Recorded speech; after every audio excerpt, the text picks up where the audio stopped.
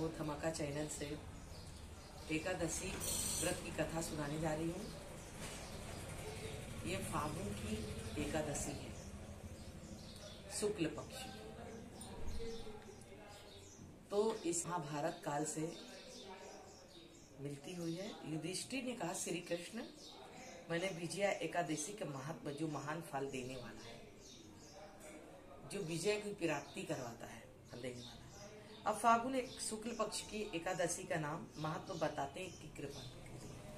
भगवान श्री कृष्ण बोले, महाभाग धर्मनंदन, सुनो, तुम्हें इस समय वह प्रसंग सुनाता हूँ। जिस राजा मंधाता के पूछने पर महात्मा वशिष्ठ ने कहा था, फागुन शुक्ल पक्ष की एकादशी का नाम आमल की है। इसका पवित्र व्रत विष्णु लोक को प्राप्ति कराने वाला है।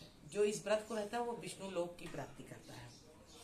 मंधाता ने पूछा, द्विज श्रेष्ठ, या अमल कब उत्पन्न हुई है, मुझे बताइए। वशिष्ठ जी का, महाभाग सुनो, पृथ्वी पर अमल की उत्पत्ति किस प्रकार बताता हूँ। अमल का महान वृक्ष है जो सभी पापों को नाश करने वाला है। अमल का महान वृक्ष है जो पापों को नाश करने वाला। भगवान विष्णु के थूकने पर उनके मुख से चंद्रमा के समान कांतिमान एक बिंदु पृथ्वी पर गिरा। जब आदमी कोई काम करता रहता है, थूकता है तो एक बिंदु प्रकट हुआ। उसी तरह विष्णु भगवान के मुख से निकला। उसी से आमल, आंवले का महान वृक्ष उत्पन्न हुआ। वह सभी वृक्षों का अतिभूत पतला है। इसी समय समस्त प्रजा की सृष्टि के लिए कल भगवान ब्रह्मा को उत्पन्न किया। सृष्टि को उत्पन्न करने के लिए भगवान विष्णु ने उसी समय ब्रह्मा जी को उत्पन्न किया। उन्होंने प्रजाओं की सृष्टि, देवता, दानव, गंधर्व, यक्ष, राक्षस, नाग, निर्मल तथा महर्षियों ब्रह्मा जी को जन्म दिया। उनसे देवता आदि ऋषि स्थान पर जहाँ विष्णु प्रिया अमल का वृक्ष था, महाभाग उसे देखकर देवताओं को बड़ा विस्मय हुआ। वे एक दूसरे के दृष्टिपात करके उत्कंठा पूर्वक उस वृक्ष को देखने लगे। खड़े खड़े सोचने लगे, आदि वृक्ष की पूर्व कल्प ही की भांति जो सबके साथ हमें परिचित है, इस वृक्ष को हम नहीं जानते। इस प्रकार चिंता करने से आकाशवाणी हुई, महर्षियों, ये सबसे आमल की वृक्ष है जो विष्णु को प्रिय है।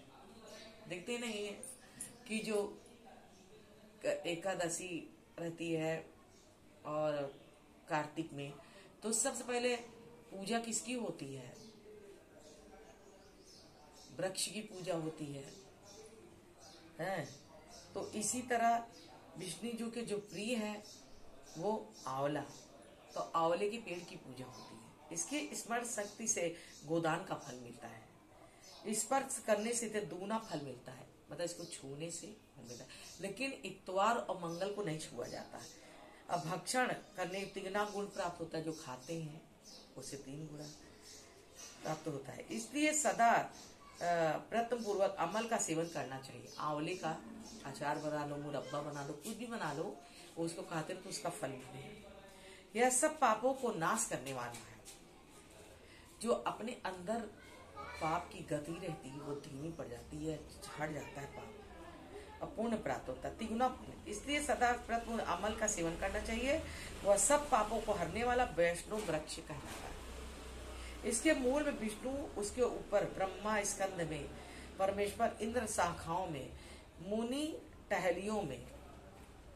फिर से बताऊं, ब्रह्मा स्कंद में, परमेश्वर भगवान रुद्र शाखाओं में, मुनि टहनियों में। जो आंवले का पेड़ है टहनी रहती है इससे, तो उसमें पत्तों में वसु रहते हैं, फूलों में मरुदगण तथा फलों में समस्त प्रजापति वास करते हैं।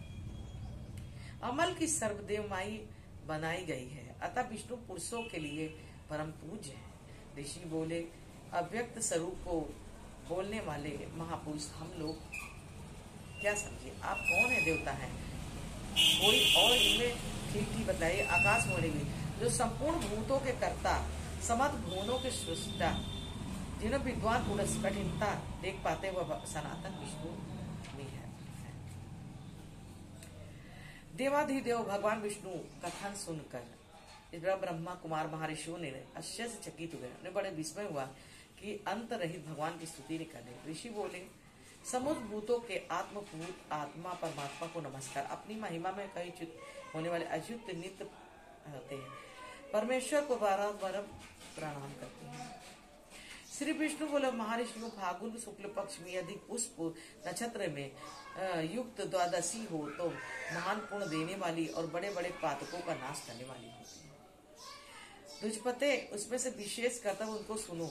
अमल की एकादशी आंवले के वृक्ष के पास जाकर वहां रात में जागरण करना चाहिए। आंवले के वृक्ष के पास उसे जागरण करना चाहिए इस मास में। इससे मनुष्य सभी पापों से छूट जाता है। सहस्त्र गोदानों का फल प्राप्त होता है।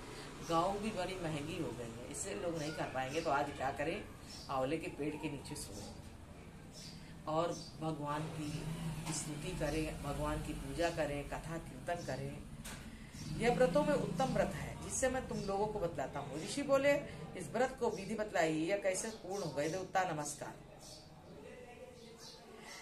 मंत्र से बतलाई गए हैं। समस्त स्नान दान कैसे किया जाता है, पूजन कैसी विधि से किया जाता है, इन सब बातों को यथार्थ रूप से वर्णन कीजिए।